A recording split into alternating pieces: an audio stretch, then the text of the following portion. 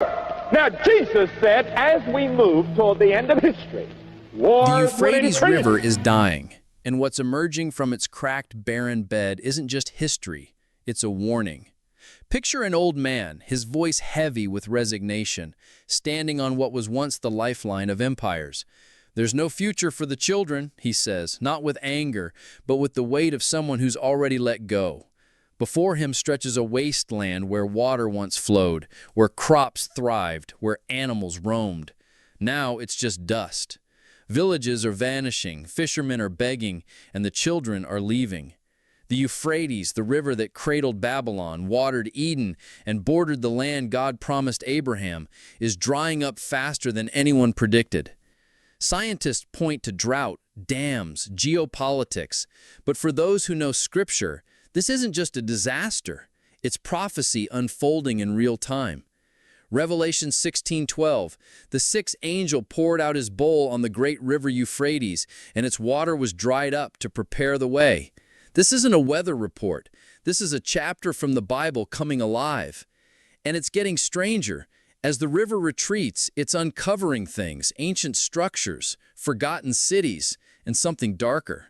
People are hearing sounds, low and unnatural, like groans from deep within the earth. Some say it's metal shifting under pressure. Others whisper of ancient spirits. In June 2025, a chilling rumor spread about a chamber exposed by the shrinking river. 4 hollow rooms carved into rock, hidden for centuries until the water gave way. No one knows what's inside, but Scripture might. Revelation 9:14-15 warns of 4 angels bound beneath the Euphrates, ready to be released at an appointed hour, bringing death to a third of mankind. Not in some vague underworld, not in the heavens, but right here under a real river. Why the Euphrates? Why this exact place? Because it's not a metaphor, it's a map. Locals, soldiers, engineers, they're all reporting strange things. A worker near an Iraqi dam felt the ground tremble when a cave mouth appeared during a water survey. Another heard voices, rhythmic and low, in a language that felt wrong.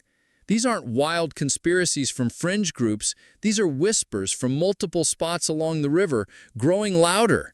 In late 2024, archaeologists at the ancient city of Mari, partially uncovered by the receding waters, found sealed chambers with narrow tunnels, untouched for centuries. The government shut it down fast. No explanation, just barriers. Satellite images don't lie. From 1992 to 2025, the Euphrates lost 2/3 of its water. Blue rivers are now brown, cracked earth. Farmers' wells are dry. Entire communities are vanishing, and ancient structures are surfacing, perfectly preserved, unrecorded in any archaeological map. Then there's the footage. A civilian drone near Hasaka, Syria, caught something bizarre. A hole in a newly exposed canyon, spewing dark, unnatural smoke with no fire, no heat. It vanished as quickly as it came. Could the Euphrates be more than a river? Could it be a seal, holding back something ancient, something God locked away until the world was ready, or unready, to face it? Revelation doesn't say if the angels will be released, it says when. And that hour, day, month, year feels closer than ever. Mari, once a thriving Mesopotamian city, is rising again. Known for ziggurats, palaces, and temples that rivaled Babylon, it wasn't just a city. It was a gateway between gods and men, filled with shrines and a mysterious room of the stars where divine messages were received. In 2025, archaeologists uncovered vaults beneath Mari's temple complex, with carvings of winged beings chained under rivers. One tablet warns, "When the gate is dry and the stars realign, the watchers shall rise." Coincidence or confirmation?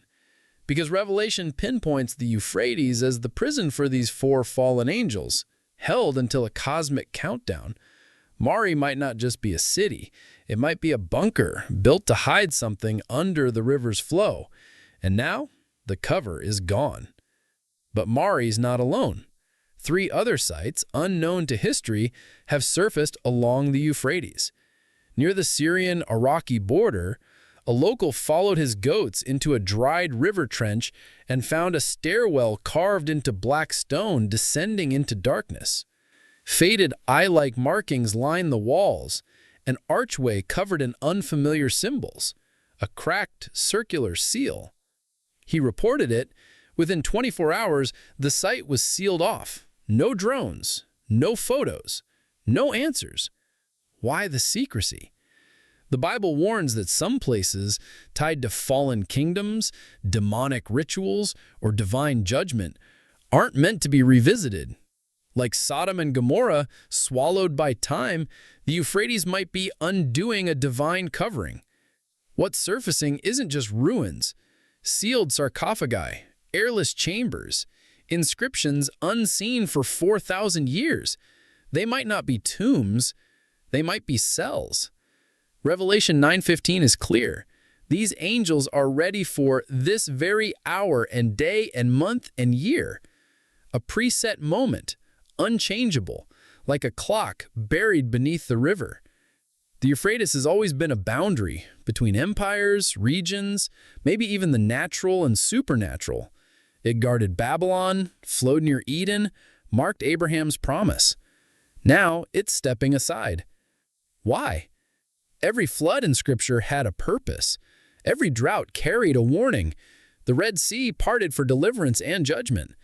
The Euphrates drying might be both on a global scale. And yet, the world stays silent. No headlines, no leaders addressing it. Some say it's political. Syria, Iraq, Turkey hiding mismanagement. Others say it's strategic, controlling water to control borders. But what if the silence is spiritual? What if something wants this ignored? In 2025, a TikTok video showed 4 deep chambers under the dried riverbed. It was shaky, filmed from a distance. Hours later, it was gone. Account deleted, not suspended. The uploader claimed they don't want you to see what's down there. Fake? Maybe. But prophecies feel fake until they're not. Military roadblocks, airspace restrictions, strange sounds, the pattern is growing. Jesus warned of wars, famines, earthquakes, the beginning of birth pains, Matthew 24, 6-8. As the Euphrates dries, wars rise, morality crumbles, ancient seals crack. Revelation speaks of deception, where truth is twisted, good called evil, evil called good.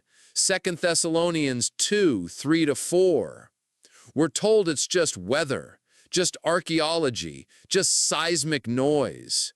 But what if the lie isn't just in the news? What if it's in our hearts, in a world that no longer seeks truth? The Euphrates isn't just drying, it's being emptied, as if it held something back for centuries, as if heaven set this moment. Revelation 16:12 says the river dries to prepare a path for the kings of the east. A military route, a dry bed armies could cross. As that path opens, so does everything else. Spiritual decay, lawlessness, a coming storm. The Euphrates is breathing, waiting. Systems are collapsing. Faith is fading. Culture is spiraling.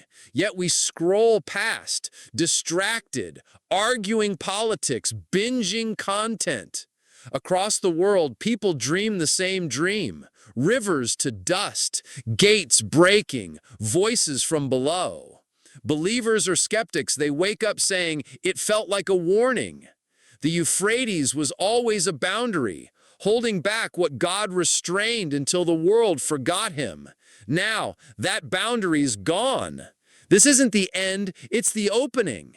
The 4 angels might already be stirring. The kings of the east might be aligning. The river might never have been meant to flow forever.